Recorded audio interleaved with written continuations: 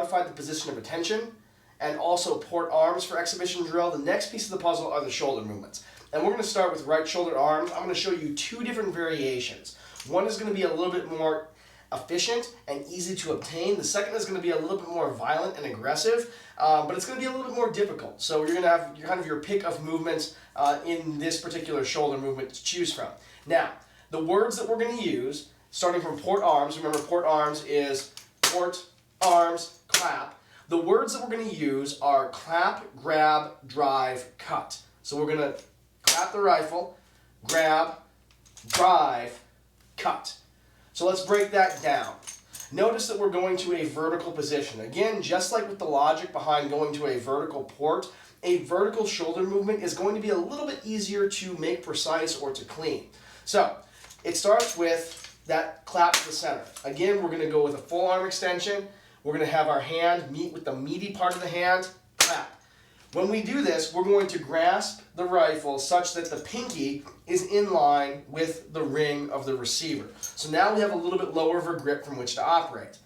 Just as in regulation right shoulder arms, we're going to go to the butt plate of the rifle and we're going to get our fingers around and our thumb around the bottom of the rifle such that we can begin to have the heel of that rifle split between the two fingers. We don't need to be there quite yet because it's somewhat of an awkward position, but we have to have our hand wrapped and ready to go to that normal regulation position of right shoulder arms. Now, on our next count, we are going to pull up and back and bring the rifle to our shoulder such that the trigger guard sits at the kind of point on the shoulder. Well, if you pull your arm back, it forms a little pocket. We want to sit it right up here. The hand is going to be back on the true kind of our waist, our hip line back here. And what that's going to cause us to do is have an angle that is straight up and down. If we put the trigger guard too low and we move our hand forward, that's when we start to wind up with that angle on the rifle that we don't want. So we need to make sure that we pull the rifle up so that the trigger guard is nice and high on the shoulder, and we pull the hand back until it's sitting on the side of the body. Then with this elbow, we don't want it to flare all the way out here. We want to tuck it away. Our hand is going to be in a blade hand with fingers and thumb extended and joined, and we're going to place it just below the middle of the receiver as we kind of would at regulation right shoulder arms.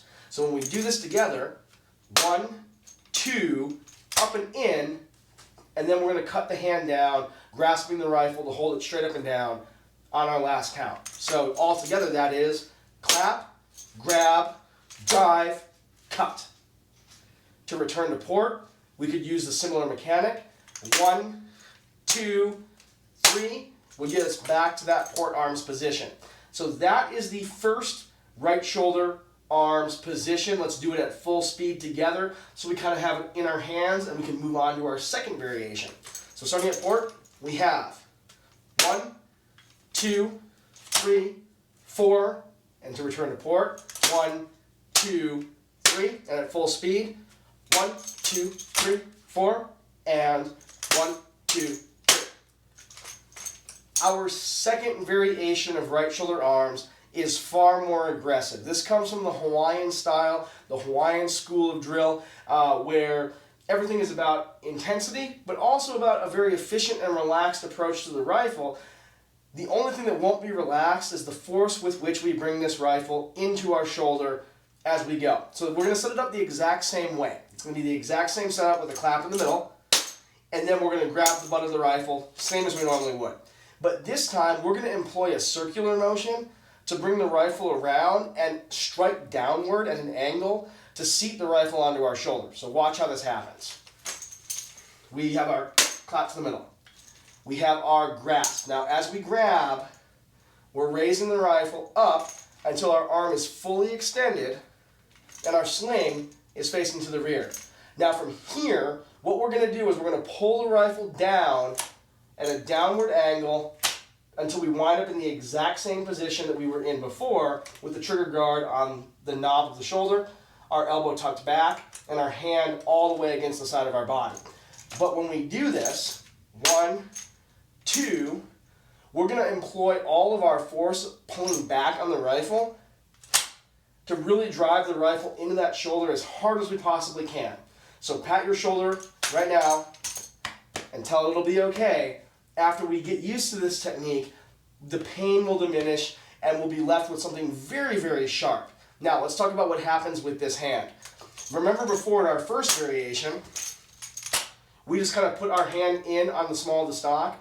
This time the hand is actually going to help drive the rifle to the shoulder. So when we do this, 1, 2, as we're bringing the rifle into our shoulder, the hand itself is going to slide down and press against the receiver, fingers and thumb extended and joined, press against the receiver to push that rifle into our shoulder to increase the intensity and to increase the squeeze when we get to that last count of driving it in. So together that looks like this. 1, 2, 3. So we wind up in this position, watch it from this angle. 1, 2, 3. And the hand comes down, pushing against the receiver to help us out. Last count, obviously, we're going to take our hand and cut it away, so we are back to the position of right shoulder. And all together, again, same counts, same words, just different style. All together it looks like this. To return to port, from this side.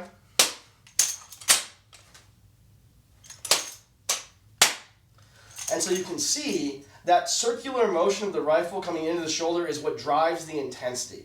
That right there is designed to make an onlooker go, wow, that looked like it hurt. And initially as you're training for it, it will be a little bit sore. It will be a little bit more intense than what we're used to. But as we develop a tolerance for it, it will give us the ability to really strike in and really have an impact inside of a very basic, normal, standard kind of a rifle movement.